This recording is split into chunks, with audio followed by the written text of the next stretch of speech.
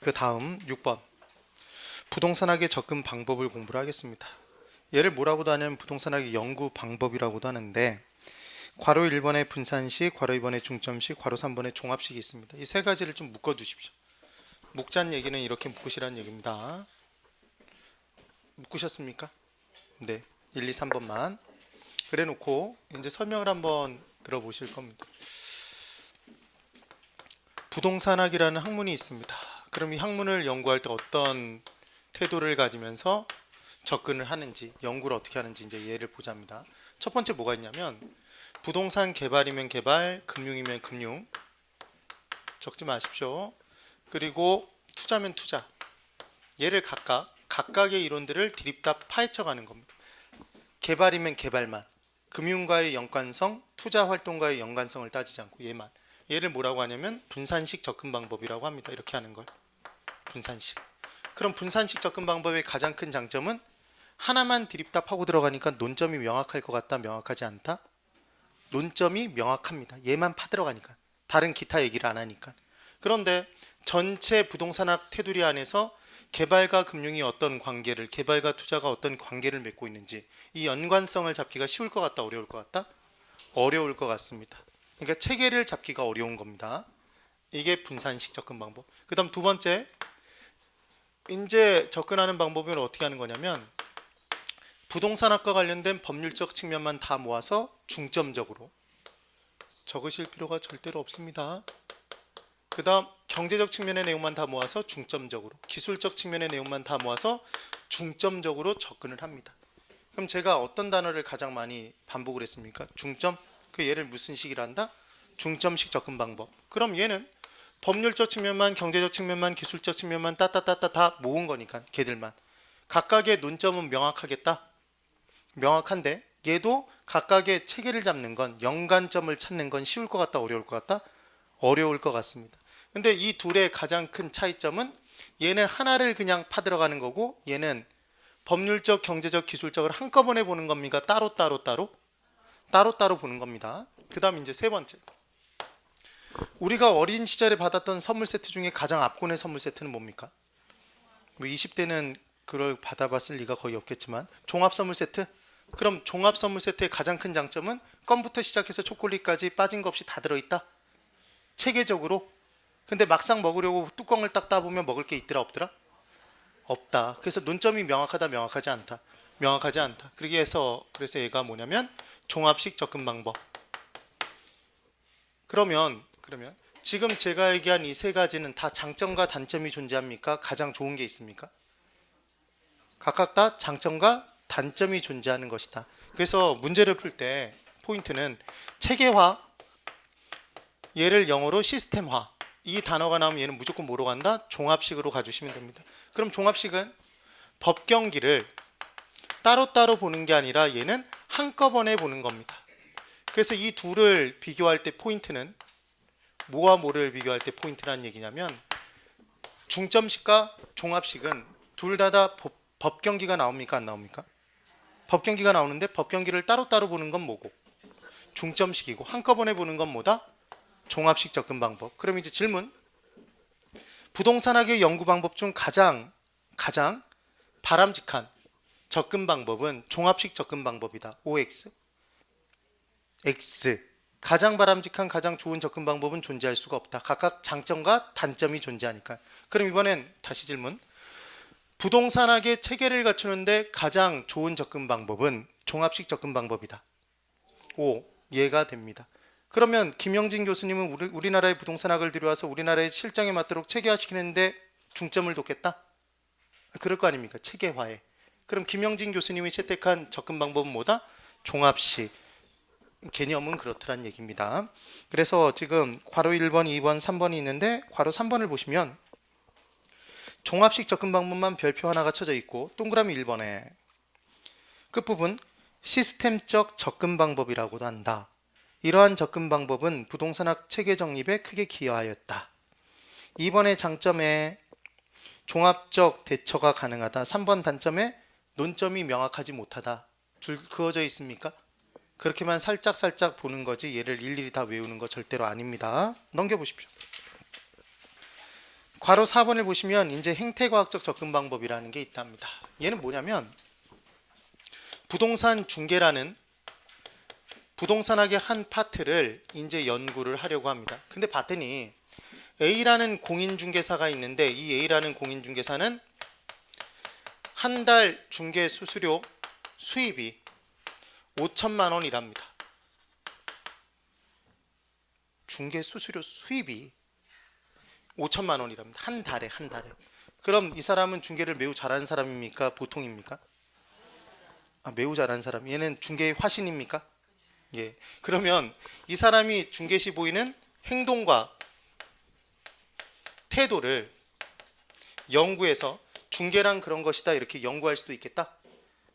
얘를 뭐라고 하냐면 행태과학적 접근 방법이라고 합니다. 그럼 부동산 경영을 할 때도 부동산 경영을 매우 잘하는 사람이 있으면 그 사람을 가지고 그 사람이 보이는 행동과 태도를 가지고 접근할 수도 있겠다. 걔가 무슨 접근 방법? 행태과학적 접근 방법. 그래서 바로 4번에 인간의 행동 및 태도를 연구해서 두 번째 줄 주로 부동산 중개 경영 등에 적용된다. 이런 표현이 나온 것이고 괄호 5번에 현상학적 접근 방법은 별표가 하나 쳐져 있습니다. 얘는 인간의 입장에서 판단한다고 돼 있는데 자 이쪽을 보십시오. 인간이 있습니다. 명동에 땅이 있고 강원도 두메산골에 토지가 있습니다. 그러면 토지를 그냥 자연물 그 자체로 봤을 때는 명동의 땅도 땅이고 강원도의 땅도 땅입니까? 그냥 자연 그 상태로 보면. 그런데 딱 인간을 중심으로 놓고 보면 인간 중심으로 판단을 해보면 명동의 땅은 유용성이 크다 작다? 크답니까? 자 여기서 핵심 단어가 하나 떴습니다. 유용성. 얘 있을 유자 쓸 용자입니까? 그래서 우리는 유용하다라고 표현하면 쓸모가 있다? 네. 그러면 쓸모가 있는 특성을 유용성이라고 하겠네. 그럼 명동의 땅은 유용성이 높은 땅입니다. 누굴 중심으로 판단했을 때? 인간 중심으로 판단했을 때. 그래서 가치가 높다 낮다. 얘를 가치를 높게 평가합니다. 근데 강원도 두메산골의 토지는 인간을 중심으로 봤을 때 유용성이 높다 떨어진다? 떨어지니까 가치를 높게 낮게? 낮게 평가한다. 네. 그러니까 토지를 그 자체로 판단합니까? 인간 중심으로 판단한다? 인간 중심으로 현상을 파악한다. 그래서 얘를 현상학적 접근 방법이라고 합니다. 근데 지금 얘 가치를 크게 가치를 낮게 평가한다 이렇게 얘기를 한 겁니다. 그럼 가치 평가는 아까 뭐라고 얘기를 했었는데 감정 평가 부분. 그러니까 감정 평가 이론 정립에 사용되는 건 무슨 접근 방법? 현상학적 접근 방법. 그럼 얘를 외우는 방법은 가치 평가는 금액을 정하는 겁니까, 여러분? 쉽게 생각하면 그래서 우리는 뭘 기억하면 되냐면 현상금 이렇게 기억하면 되겠습니다. 뭐라고 외워보자? 현상금. 그래서 현상학적 접근 방법은 뭘 정한다? 금액을 정하는 것보다 감정평가. 그렇게 생각을 해봅니다. 그래서 괄호 5번에 현상학적 접근 방법의 제일 중요한 단어는 인간의 입장에서 판단하는 거고 세 번째 줄에 감정평가 부분에 많이 적용된다. 굵은 글씨 중요한 겁니다. 그 다음 괄호 6번 의사결정적 접근 방법이 있는데 인간은 아까 사적 주체는 부의 극대화를 추구한다고 그랬습니다. 그럼 부의 극대화를 추구하기 위해서 합리적인 결정을 내리겠다, 불합리한 결정을 내린다. 합리적인 결정을 내릴 겁니다. 그럼 인간은 합리적인 존재라는 가정하에 인간이 의사결정 내리는 걸 그냥 학문으로 만들어버린 겁니다. 그래서 실제로 인간은 수지 맞지 않으면 그 일을 합니까 안 합니까? 수지를 맞춰보고 한다? 근데 수는 뭐냐면 수입, 지는 지출. 그래서 수입이 지출보다 크면 하고 작으면 안 하더라는 겁니다. 실제 인간이 그렇습니까? 의사결정을 내릴 때.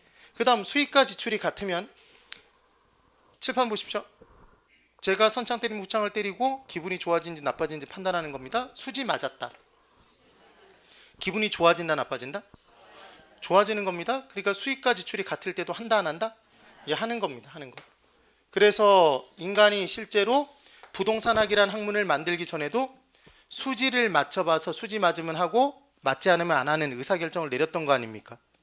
그래서 부동산 투자론의 이론 정립을 할 때 인간이 의사결정 내렸던 걸 그대로 만들었다. 그래서 얘를 의사결정적 접근 방법이라고 합니다. 그래서 동그라미 1번 보시면 인간은 합리적인 존재이며 자기 이윤의 극대화를 추구하기 위해 합리적인 결정을 내리는 거다.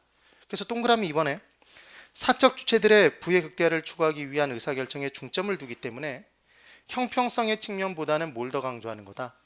효율성을. 그래서 시험 문제에 뭐라고 나올 수는 있냐면 의사결정적 접근 방법은 형평성의 측면을 강조한다 그러면 X.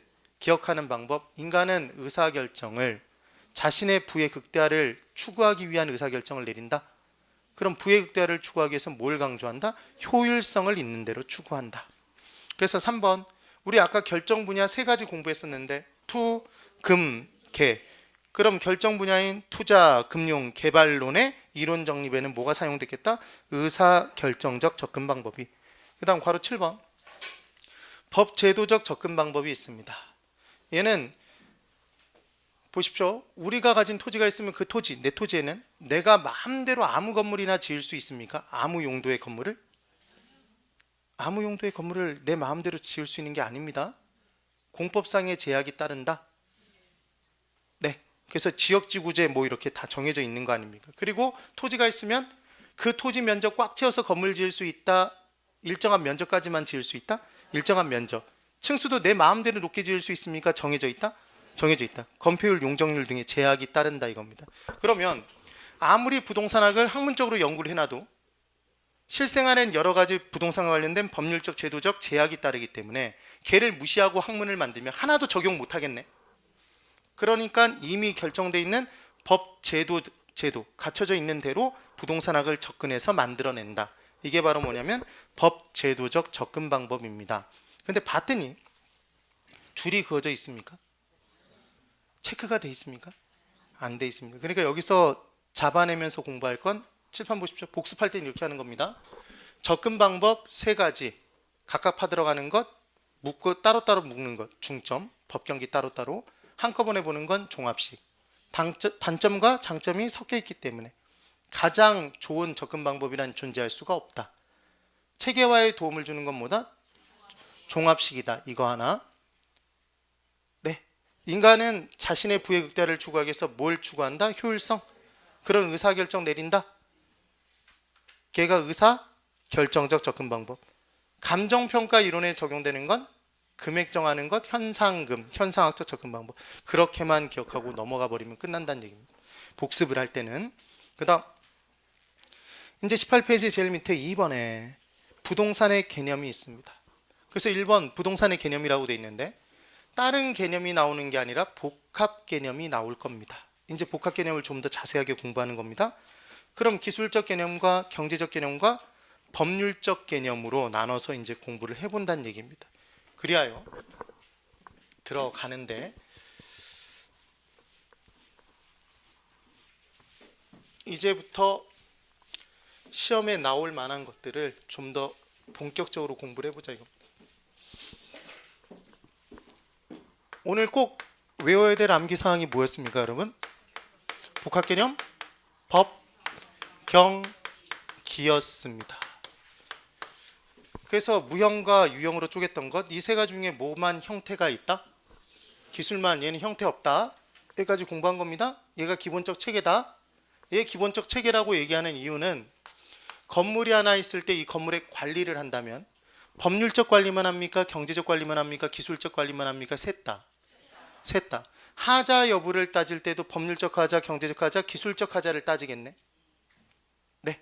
그럼 어떤 개발을 할까 말까 따질 때 타당성 분석을 할 때도 법률적 타당성을 따지고 경제적 타당성을 따지고 기술적 타당성을 따집니까? 네. 그러니까 무언가를 판단할 때 항상 우리는 뭐로 질러놓고 출발한다? 법, 경, 기로 질러놓고 출발을 합니다. 그런데 이제 시험 문제에 한 가지 포인트가 뭐냐면 지금부터 법률적 개념에는 뭐뭐뭐가 속하는지, 법률적 개념의 부동산에는 경제적 개념의 부동산은 뭐뭐뭐가 속하는지, 기술적 개념은 뭐뭐뭐가 속하는지에 대해서 공부를 할 겁니다. 그럼 시험 문제에서는 띡하니 무언가를 줘놓고 어디에 속할까요를 문제로 낼 수 있답니다. 그럼 외워야 되겠다, 외우지 않아야 된다? 외워야 됩니다. 개념을 이해해서 외워야 되는데 이제 첫 번째 기술적 개념의 부동산이 있답니다. 기술적 개념. 괄호 1번 기술적 개념의 부동산에 동그라미 1번 자연, 공간, 위치, 환경 돼 있습니까? 그러면 지금 기술적 개념의 부동산에 자연, 공간, 환경, 위치 등이 있답니다. 위치. 이렇게 들어가 준답니다. 그럼 얘를 판단하는 방법은 뭐냐면 이 기술적 개념을 뭐라고도 하냐면 물리적 개념의 부동산이라고도 합니다. 그래서 물리적 자를 붙였을 때 자연스러우면 얘는 기술적 개념의 부동산이구나 이렇게 들어가 주시면 됩니다. 그럼 물리적인 자연입니까? 자연 물리적 개념 눈으로 볼 수도 있고 만질 수도 있으니까 토지. 그럼 물리적인 공간, 물리적인 환경, 물리적인 위치 이렇게 얘기를 해주면 된답니다. 그 다음 경제적 개념은 얘가 제일 중요하다고 그랬는데 얘는 시장에서 나타나는 것들은 앞으로 다 경제적 개념이라고 기억해 주시면 됩니다. 그럼 실제로 시장에서 자산을 모으고 자본을 형성하고 생산하고 소비하고 상품으로 내다 팝니까? 맞습니까? 그럼 얘들은 다 어디에서 나타나니까? 시장이니까. 얘를 무슨 개념의 부동산? 경제적 개념의 부동산이라고 합니다. 제가 지금 외우는 방법을 설명드린 겁니다. 그 다음 이제 솔직한 고백의 순간이 왔습니다. 우리는 법률을 잘 압니까? 모릅니까? 그랬더니 나는 법대 출신이라 법률을 잘한다 모르면 할 말이 없지만 법률은 잘 모릅니까? 약간 까다롭지. 그래서 구분을 할 때 잘 뭔지 모르겠으면 그러니까 지금 뭐냐면 생산재라고 나오면 생산하는 데 쓰이는 재화라는 느낌이 들지 않습니까? 환경이란 단어가 나오면 환경이 뭔지 느낌이 오지 않습니까? 아니 느낌이 아예 없습니까? 위치라고 그러면 내가 서 있는 위치, 내비상에 찍힌 위치 등등등 어떤 단어인지가 느낌이 온답니다. 그런데 이제 들어보십시오. 협의의 부동산이라고 나오면 칠판 잘 보셔야 됩니다. 협의의 부동산이라고 나오면 이 협의의 부동산에 뭐뭐뭐가 포함되는지 알 수 있겠다 없겠다? 제가 듣고 싶은 대답은 잘 모르겠다. 그럼 잘 모르겠으면 뭐로 가야 된다? 법률적 개념으로 들어가면 됩니다. 이걸 이해를 해야 된다니까. 그 다음 또 하나 의제 부동산이라는 게 있답니다. 그럼 의제 부동산은 뭡니까 여러분? 제가 듣고 싶은 대답은 잘 모르겠답니다. 그러니까 얘는 무슨 개념의 부동산? 법률적 개념의 부동산. 그럼 얘를 합치면 협의는 좁은 의미입니까 여러분? 그럼 협의 좁은 의미에 무언가가 더해지면 넓어진다, 더 좁아진다? 넓어지네. 그럼 얘는 무슨 부동산? 광의의 부동산이 되겠네. 넓은 의미에. 그럼 칠판을 보십시오. 광의의 부동산에는 뭐뭐뭐가 포함되어 있습니까? 협의와 의제 부동산이 포함되어 있는데 협의의 부동산, 의제 부동산 자체도 잘 모르네. 그러니까 광의의 부동산도 우리가 잘 안다, 모른다? 잘 모르니까 얘는 법률, 경제, 기술, 법률적 개념의 부동산에 속하는 겁니다. 네. 그래서 시험 문제가 어떤 식으로 나오냐면 이걸 이렇게 공부하는 이유가 뭐냐면 협의의 부동산은 법률적 개념의 부동산이지만 의제 부동산은 경제적 개념의 부동산이다 이렇게 문제가 나옵니다. O다 X다? X.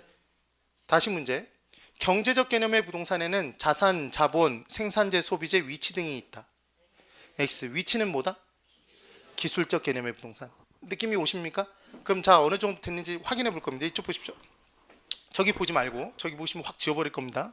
자 이제 보시고 판단합니다.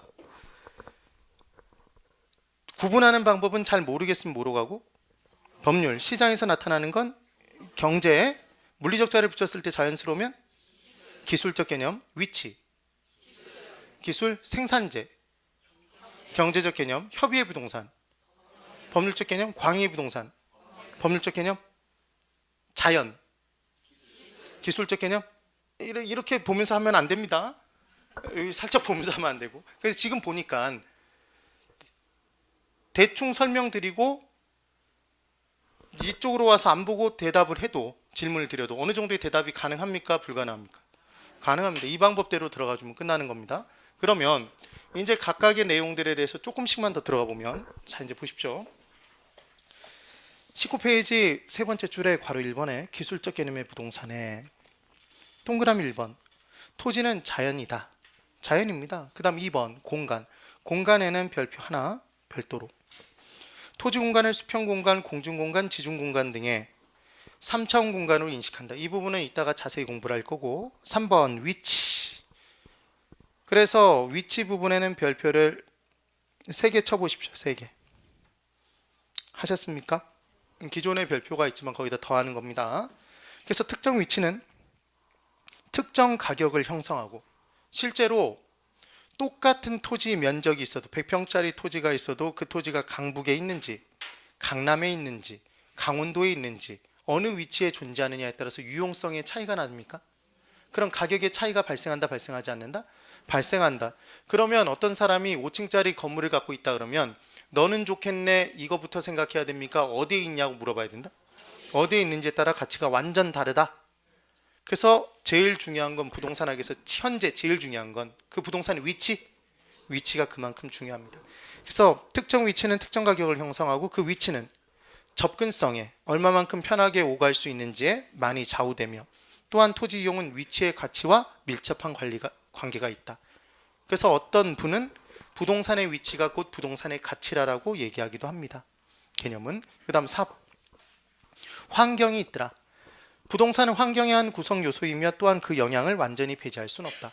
자, 우리가 공부하고 있는 까치산역 근방에 있는 이 호용빌딩이란 빌딩은 까치산역 근방의 환경을 구성하는 환경의 일부입니까? 환경의 일부분이네.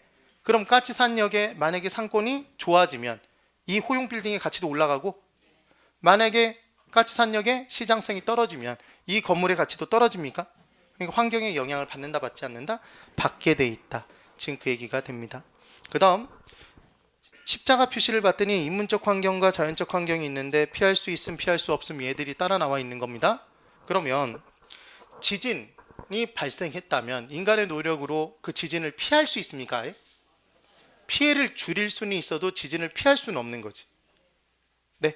근데 인간이 부여하는 환경들은 인간의 노력으로 어느 정도 극복이 가능하다. 피할 수도 있더라. 그래서 인문적 환경은 피할 수 있고 자연적 환경은 피할 수 없다라고 돼 있는 겁니다. 쉽게 나오면 얘를 뒤집어서 나올 수도 있고. 그 다음 괄호 2번. 경제적 개념의 부동산의 필기체로 뭐라고 적혀 있냐면 시장에서 나타나는 것들이다. 그래서 동그라미 1번. 자산. 부동산은 다른 재화에 비해 경제적 가치가 큰 자산이다. 여러분, 일반적으로 시계, 엄청나게 비싼 시계 말고는 시계와 건물 중에 뭐가 더 가치가 큽니까? 건물, 토지 등이. 그 다음 2번. 자본. 부동산은 자본을 구성하며 그 증식 수단이 되기도 한다. 돈을 유식한 표현으로 뭐라고 합니까? 자본. 예전에 돈이 생기면 어디다 묻어라? 땅에다 묻어라? 실제로 땅에다 묻으란 얘기입니까? 땅을 사라. 땅을 사라. 그럼 언젠가는 올라가니까. 그 다음 3번. 생산 요소로 존재한다. 그래서 생산의 3요소에 제일 중요한 게 뭐였습니까? 토지. 그 다음 4번. 소비재. 토지는 생산 요소이기도 하지만 소비재의 성격도 가진다. 산, 강들은 토지라고 볼 수 있습니까? 강 밑도 토지니까. 그럼 걔들은 그 자체로 소비가 가능합니까? 사람들이 거기 가서 휴식을 취할 수도 있고 레저용으로 사용할 수도 있다. 그럼 그때는 그 토지가 무언가를 생산하기 위한 것으로 쓰이는 겁니까? 그 자체를 소비하는 거다. 그 자체가 소비되는 거네. 근데 그 토지 위에다 주택을 지을 수도 있다. 상업용 건물 등을 지을 수 있고. 그럼 그때는 무언가를 생산하는 데 쓰이는 거네. 그러니까 토지는 생산재이기만 하다, 소비재이기만 하다, 둘 다다. 둘 다 경우에 따라 달라진다. 이게 근래에 나왔던 시험 문제입니다. 별로 어렵지 않고. 그 다음 5번. 상품이 있답니다. 부동산은 하나의 상품으로서 시장에서 거래된다 돼 있는데 옆에 그림 보십시오. 물건을 유식한 표현으로 두 글자 뭐라고 합니까? 재화. 용역을 유식한 표현 세 글자 서비스. 걔들이 어디에서 거래가 되면? 시장에서 거래가 되면 상품이라고 부른답니다. 그럼 저를 보십시오. 가정주부가 집에서 가사 노동을 합니다. 집에서 빨래를 하고 등등등 일을 한답니다. 그럼 그것은 상품입니까? 지금 재화입니까? 서비스입니까? 가사 서비스입니다. 그런데 서비스라고는 부르지만 그걸 상품이라고 부르진 않는답니다. 왜? 시장에서 제공하고 돈을 받는 게 아니니까. 근데 똑같은 일을 다른 집에 가서 하고 가사 도우미로 돈을 받았다면 그때는 뭐라고 하겠다? 상품이 되는 겁니다. 그러니까 부인이 남편을 위해서 정성껏 떠준 목도리는 서비스? 부인의 서비스? 목도리. 상품, 지금 재화. 물건이지, 물건. 근데 남편이 걔를 집에 들어올 때 상품으로 만들고 들어오면 뒤지게 맞는다? 부인이 정성껏 떠줬는데 걔를 시장에서 팔고 왔다는 얘기 아닙니까? 무슨 차이냐면 부인이 정성껏 떠준 목도리는 재화입니다. 근데 걔를 상품이라고 부르진 않는다. 근데 공장에서 만든 목도리는 재화인과 동시에 상품이다. 어디에서 거래가 되니까? 시장에서. 그럼 부동산을 상품이라고 부른다는 얘기는 부동산 시장에서 거래가 된다 안 된다? 거래가 되고 있다는 얘기입니다. 개념은 그와 같다. 그 다음 괄호 3번. 법률적 개념의 인재 부동산이 있습니다. 방가루 1번에 봤더니 협의의 부동산이라고 해서 협의의 부동산이란 민법 제99조 1항에 규정한 토지 및 그 정착물로서 법률적 측면의 한 부분이다 이렇게 돼 있답니다. 있습니까? 그리고 넘겨봤더니 동그라미 1번에 쫙 내용이 있고 동그라미 2번, 3번 내용 쭉 진행이 됩니다. 그래서 이 부분은 따로 띄어서 좀 설명을 드려보는데 여기는 어느 정도 이제 정리가 되셨을 겁니다. 정리가 된 거고. 그러니까 시험 문제에서 자산에 대한 설명을 자세히 해놓고 이게 자산인지 자본인지 구분하는 문제는 나온 적도 없고 나올 가능성도 없답니다. 아니, 그런 거 신경 쓰지 말고 어디에 속하는지만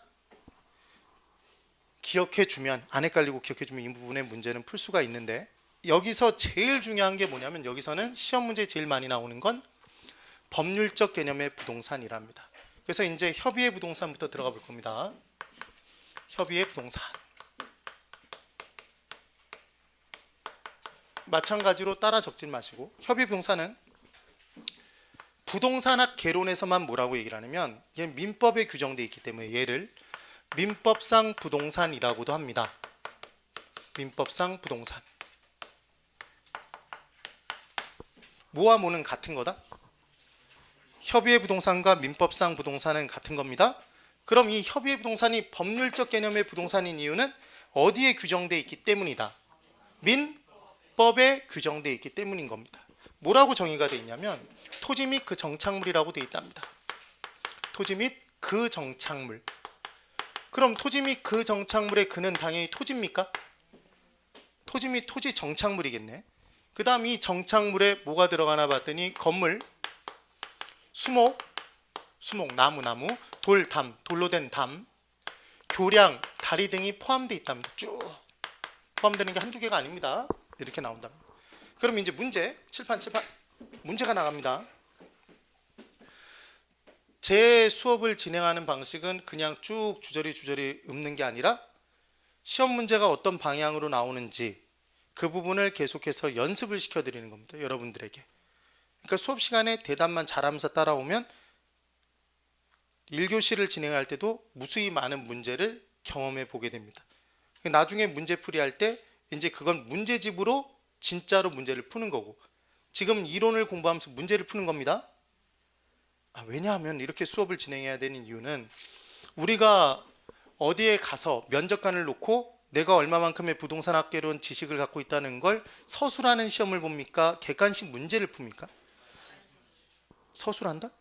아니, 객관식 문제를 풉니다. 그럼 객관식 문제는 아무리 내가 잘 알고 있어도 문제가 나오는 방법을 알아야 방향을 알아야 풀 수 있습니까? 대충 가면 풀 수 있다? 방향을 알고 계속해서 내가 연습을 통해서 딱 치면 소리를 바로바로 낼 수 있어야 그에 맞는 대답을 할 수 있어야 이 문제를 주어진 시간 안에 풀 수 있는 겁니까? 네. 그래서 실제로 우리는 한 문제를 거의 1분 안에 풀어야 되는 겁니다. 1분이라는 시간에. 그래서 바로 보자마자 맞는지 틀린지 판단할 수 있어야 됩니다. 칠판 보시고 합니다. 문제. 협의의 부동산은 토지와 건물이다. OX. X인 이유. 협의의 부동산은 토지와 건물이다라고 얘기를 하면 나머지 수목, 돌담, 교량 등은 협의의 부동산이 아니라는 표현이기 때문에 X인 겁니다. 다시 질문. 협의의 부동산에는 토지와 건물이 속한다. O. 내용이 이해가 되십니까? 이렇게 개념이 잡힌답니다. 그런데 이제 정리합니다. 토지는 우리나라에서 토지만 별도로 거래 가능합니까? 불가능합니까? 가능합니다. 그럼 우리나라에서는 토지 말고 그 위에 건물만도 거래가 가능하다 불가능하다? 가능합니다. 서구 유럽에서는 안 된다고 얘기를 하지만 우리는 얘를 독립시켜서 거래할 수 있습니다. 그러면 토지 정착물 중에 토지와 별도로 독립해서 거래가 가능한 건 건물? 일단 건물입니다. 그 다음 이제 A가 가진 집이 있습니다. 이 집에 나무가 심어져 있습니다. 감나무가 심어져 있다. 그리고 돌로 된 담도 있습니다. 담이 있습니다. 돌담. 받아들이는 겁니다. 지금. 그 다음 다리도 있답니다. 이렇게. 그러면 A가 B에게 이렇게 얘기를 하는 겁니다. 아무런 조치를 안 하고, B야, 너 우리 집 감나무 끝내주잖아. 내 집에 그대로 심어져 있는 상태로 아무런 조치하지 않고 이 감나무만 별도로 사가라. 이게 가능합니까? 심어져 있는 상태에서? 불가능합니다. 그런데 A가 B에게 이 집 전체를 팔면 얘 같이 딸려서 넘어갑니까? B에게 넘어가겠네. 그럼 지금 수목과 돌담과 교량 등은 토지와 독립되지 않은 정착물인 겁니까? 토지로부터 독립되지 않은 정착물이 되는 거다. 기본 개념이 이와 같은 내용이 된답니다. 여기까지 따라 나온 겁니다. 그래서 지금 토지 및 그 정착물에 대해서 설명을 드린 거고, 그런데 이제 수목 관련해서만 좀 내용을 끄집어 볼 겁니다. 여기를 그대로 보십시오. 수목이 있습니다. 얘는 나무인 겁니다. 받아들여야 됩니다. 나무입니다. 나무들이 쭉 있습니다. 그럼 나무는 그 자체 그대로는 토지와 독립시켜서 거래 대상물로 사용할 수 있다 없다? 독립된 거래 대상물이 될 수가 없는 겁니다. 네. 그러면 이 자체로는 저당권 설정이 가능합니까? 불가능합니까? 이게 담보로 제공하고 돈 빌릴 수 있다 없다? 없습니다. 그런데 이제 뭘 하나 보십시오. 이 토지에 껍질을 까거나 띠를 두를 수가 있습니다. 띠를 두를 수가 있답니다. 얘를 뭐라고 얘기를 하냐면, 또 빨간색으로 적으면 또 굉장히 중요한 줄 알까봐 얘를 명인 방법을 취한다고 얘기를 합니다. 무슨 방법? 명인 방법을 취한다라고 얘기를 합니다. 그럼 이 명인 방법을 딱 취하게 되면 얘만 독립된 거래의 대상물이 될 수 있습니다. 독립 거래의 대상물이 될 수 있다. 독립된 거래 가능합니다. 되십니까? 그런데 이때 이 명인 방법을 취한 상태에서 아직 이 토지와 관련된 등기부는 존재합니까? 존재하지 않습니까? 존재하지 않습니다. 그럼 얘를 담보로 제공하고 돈은 빌릴 수 있을 것 같다? 없을 것 같다? 이 상태 그대로는 없답니다. 왜냐하면 생각해보면 국민은행한테 돈을 빌렸더니 국민은행이 와서 이 띠에다 대고 저당권자 국민은행 얼마 이렇게 적어놓으면 있어 보인다? 없어 보인다? 없어 보이고 띠 치워버리면 끝나는 거네? 아니, 그럴 거 아닙니까? 그러니까 얘는 저당권 설정의 객체로 사용할 수가 없는 겁니다. 명인 방법을 취한 겁니다. 그런데 이번에는 뭘 하냐면 임목 등기를 하는 겁니다. 무슨 등기를 한다? 임목 등기라는 걸 하는 겁니다. 나무와 관련된 등기를 하는 거다. 그럼 이 나무는, 등기된 나무는 누구누구의 소유라는 게 밝혀집니까? 밝혀지는 겁니다. 그러면 얘는 독립된 거래의 대상이 될 수 있을 것 같다? 있습니다. 얘 이제 등기부가 있으니까 그 등기부에다가 저당권자 적어놓으면 되겠네? 그러니까 저당권 설정도 된다 안 된다? 가능합니다. 수목 그 자체로는 독립된 거래 안 되고 저당권 설정 불가능하지만 띠 두르고 표시를 하면 걔만 독립된 거래의 대상물로 사용할 수 있다? 토지와 별도로. 지금 그 얘기인 겁니다. 그러면 여기서 이제 하나 질문. 명인 방법은 한 그루에도 취할 수 있습니까? 네. 나무 하나 있을 때 이 나무 하나에 껍질 까거나 여기다 띠를 두를 수 있겠네. 얘 가능합니다. 얘 가능한 겁니다. 한 그루에. 근데 임목 등기는 한 그루의 나무에 임목 등기를 하면 임목 등기하는 데 비용이 더 든다? 아니, 그렇게 생각을 하십시오. 그러니까 얘는 한 그루의 나무에는 안 되는 겁니다. 그래서 임목 등기는 수목의 집단에 가능하다. 뭐에 가능하다? 수목의 집단. 이게 나무 관련 시리즈 전부인 겁니다. 근데 적긴 적었지만 이걸 갖고 막 파고 들어가면서 내용 기억하면 안 됩니다. 그러니까 뭘 기억하시면 되는 거냐면, 저를 보십시오. 이렇게 기억하는 겁니다. 나무가 그냥 놓여져 있는 상태에서는 그 나무만 별도로 팔 수는 없다. 아무런 조치를 안 한 상태에서는. 띠 둘렀다, 껍질 깠다 그러면 걔만 별도로 팔 수가 있다.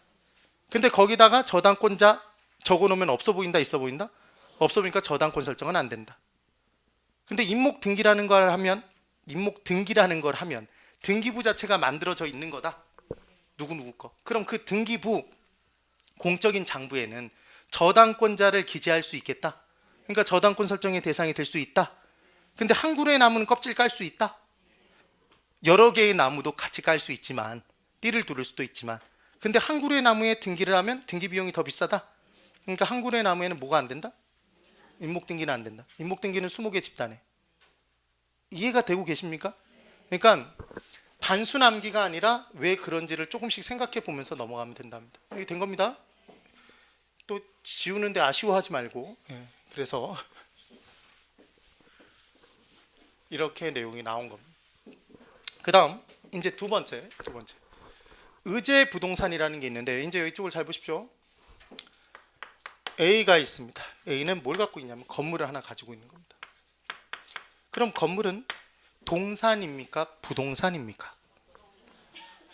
여러분 우리가 부동산이라고 얘기하면 움직이지 않는 자산이다. 동산은 움직이는 자산. 그럼 시계는 움직여 다닙니까? 네. 시계는 뭐다? 동산. 그럼 토지 건물은 부동산이라고 얘기를 하는 겁니다. 예. 그런데 이제는 이제 부동산입니다. 이게 얼마짜리 건물이냐면 10억짜리 건물이랍니다.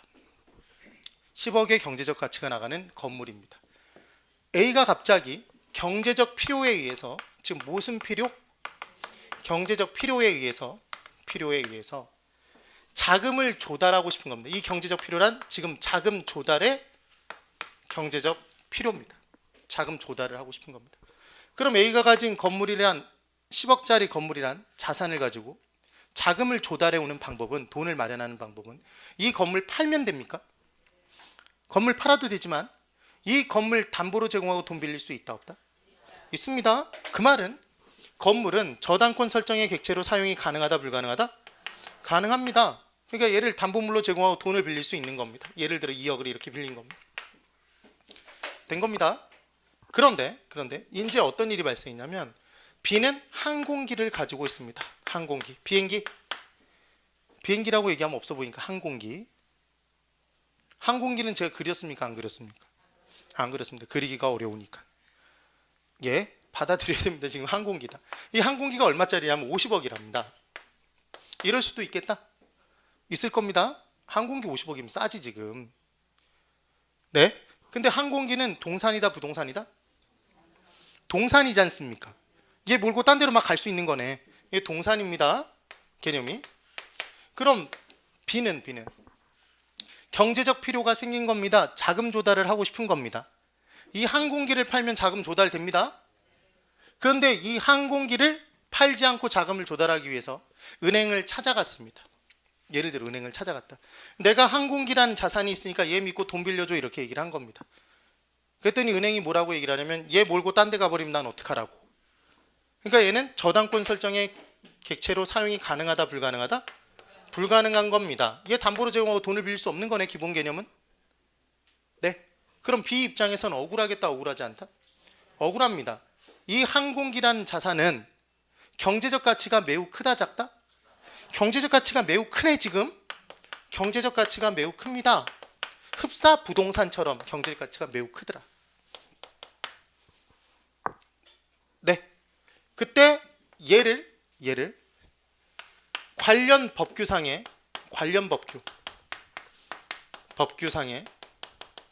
저당 규정에 따라서 등기 등록의 절차를 거치면 지금 뭘 등기 등록한다는 얘기입니까? 항공기와 관련된 관련 법규상의 등기 등록의 절차를 거치게 되면 이 항공기를 이제 뭐와 같이 보냐면 부동산과 똑같이 본답니다. 그럼 원래는 그놈이 아닌데 그것으로 보는 걸 그것으로 의제한다, 간주한다, 준한다 이렇게 표현하는 겁니다. 네. 그래서 이제 의제 부동산의 정의는 원래는 부동산인데 동산인데 경제적 가치가 매우 큰 놈 작은 놈? 경제적 가치가 매우 큰 놈을 경제적 가치가 일반적인 것들보다 큰 놈을 관련 법규상에 그럼 이 관련 법규는 칠판 잘 보십시오. 지금 뭘 등기 등록하는 관련 법규입니까? 동산을 그럼 이 관련 법규는 부동산 등기법이다 아니다?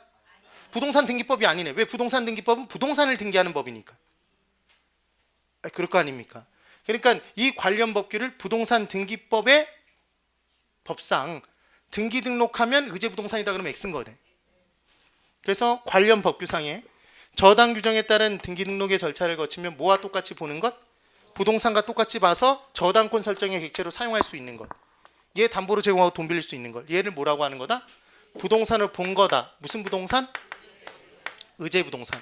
그럼 의제부동산의 대표주자는 항공기, 선박, 몇 톤 이상 큰 거. 그 다음 임목, 향나무 등 되게 비쌉니까? 몇 천만 원씩 하지. 굉장히 비싸다니까. 임목 등기된 임목, 예, 차량, 기계장비 등이 쭉 들어가는 겁니다. 중장비 등 이런 내용들이 들어간다. 얘를 외울 필요는 없답니다. 개념이. 그럼 이제 이쪽을 잘 보십시오. 들어갑니다. 의제부동산은 법률적 개념의 부동산입니까? 경제적 개념의 부동산입니까? 기술적 개념의 부동산입니까? 법률적 개념? 왜 법률적 개념의 부동산이다? 어디에서 부동산과 똑같이 보기로 했다? 어디에서? 관련 법규에서. 그렇습니까? 그럼 이제 협의의 부동산과 의제 부동산 합치면 넓어지네, 좁아지네? 넓어지네. 얘를 무슨 부동산이라고 한다? 광의의 부동산이라고 합니다. 그럼 문제. 협의의 부동산에 의제 부동산을 더하면 민법상 부동산이다. X. 협의에 뭔가를 더하면 넓어진다. 협의의 반대 개념이 나와야 되네. 뭐가? 광의가 나와줘야 된다. 됩니까? 그럼 다시 광의의 부동산 중 협의의 부동산은 민법에 규정되어 있으므로 법률적 개념의 부동산이지만 의제 부동산은 경제적 필요에 의해서 나오는 것이므로 경제적 개념의 부동산이다. X네. 지금 헷갈리지 말라는 포인트가 뭐냐면 의제 부동산이라는 개념 자체가 나온 건 그놈을 담보로 제공하고 돈 빌리기 위해서입니까? 네. 그렇네. 그러니까 경제적 필요에 의해서 나온 거지만 경제적 개념의 부동산이 아닌 거지. 어디에서 부동산과 똑같이 보기로 한 거다? 법에서. 이게 본질이지만 기억할 때는 협의의 부동산 뭔지 잘 안다 모른다? 이제 공부했으니까 알겠다 그러면 안 되고 잘 모른다. 의제 부동산? 잘 모른다. 그러니까 뭐다? 법률적 개념의 부동산. 광의의 부동산도 법률적 개념의 부동산 이렇게 기억을 해두시면 끝나는 겁니다. 됐습니다. 네, 그 내용을. 그래서 이제 개념을 잡은 거고 어디를 한번 보시냐면 그래서 20페이지 내용이 있습니까? 그리고 21페이지 내용이 있는데 20페이지에 동그라미 1번 제일 위에 토지 소유권의 범위가 있습니다. 토지 소유권은 정당한 이익이 있는 범위 내에서 토지의 상하에 미친다 이렇게 정리가 돼 있는데 그래서 지표권, 지하권, 공중권으로 나눠져 있다 이런 내용들이 있습니다. 페이지를 어디를 한번 보시냐면 먼저 뒤로 넘겨서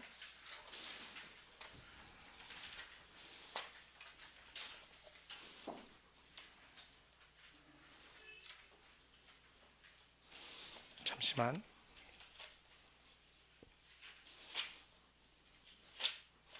페이지가 좀 바뀌어서 45페이지 한번 봐보십시오.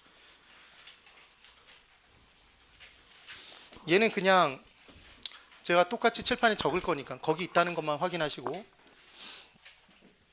칠판 이쪽을 봅니다. 여기만 보십시오. 이제 토지에 대해서 한번 설명을 해볼 겁니다. A라는 사람이 토지를 소유하고 있습니다. 현재 제가 토지를 그릴 때 직선으로 그렸습니까? 호로 그렸습니까? 호로? 전 직선을 잘 그리는 사람입니까? 못 그리는 사람입니까? 그럼 아직 잘 모르겠다? 잘 그립니다. 그리려면 잘 그릴 수 있습니다. 근데 호로 그렸다는 얘기는 지구는 둥구니까 호로 그린 겁니다. 그래서 토지의 표면을 뭐라고 하냐면 지표, 그 위를 공중, 그 밑을 지하라고 얘기를 합니다. 또는 지중라고 얘기를 한답니다. 그러면 이제 A가 토지에 대한 소유권을 가지고 있다는 얘기는 토지에 대한 권리를 갖고 있다는 얘기는 지표를 이용할 수 있는 권한이 있는 겁니까? 그래서 이 지표 위에 건물을 올리거나 이 지표에 작물 등을 경작하거나 이런 권리가 있는 거다. 얘를 뭐라고 하냐면 지표권이라고 합니다. 그 다음 이제 A는 이 토지 위도, 공중도 이용할 수 있는 권한이 있습니까? 그래서 지상의 건물을 쫙 위로 올려서 층수를 올릴 수 있겠네. 이런 내용이 된답니다. 그 다음 A는 이 토지 밑에 공간도 이용할 수 있는 권리가 있다. 얘를 뭐라고 하냐면 지하권이라고 합니다. 그럼 결국 토지 소유권은 지표 공중 지하로 3차원 입체 공간으로 구성되어 있습니까? 네. 그러니까 토지 소유권은 입체적이다, 입체적이지 않다. 입체적입니다. 지금 분명히 입체적입니다. 그런데 이제 A가 자신이 토지 소유권을 갖고 있으면 공중권을 가지고 있다는 사실을 안 겁니다. 그래서 자신의 토지에 큰 대자로 누워서, 즉 뭐로 누워서? 큰 대자로 누워서 공중을 쳐다봤는데 이 공중 위로 뭐가 지나가냐면 비행기가 지나간답니다. 비행기가 딱 지나간답니다. 그랬더니 A가 불같이 승질을 내는 겁니다. 아니, 네가 뭔데 내 공중권을 침해해? 그러면서 총으로 쏴서 격추시키면 됩니까? 지금 분위기 약간 이상한데? 아니, 그럼 당연히 안 될 거 아닙니까? 그러면 어떤 생각이 드냐면 A가 가지는, 개인이 갖는 토지 소유권은 끊임없이 높은 공간까지 인정된다. 일정한 공간까지만 인정된다는 느낌이 드십니까? 얘를 뭐라고 하냐면 사적 공중권이라고 합니다. 그럼 그것보다 더 높은 공간은 공적인 공중 공간이라고 얘기를 합니다. 공적 공중권.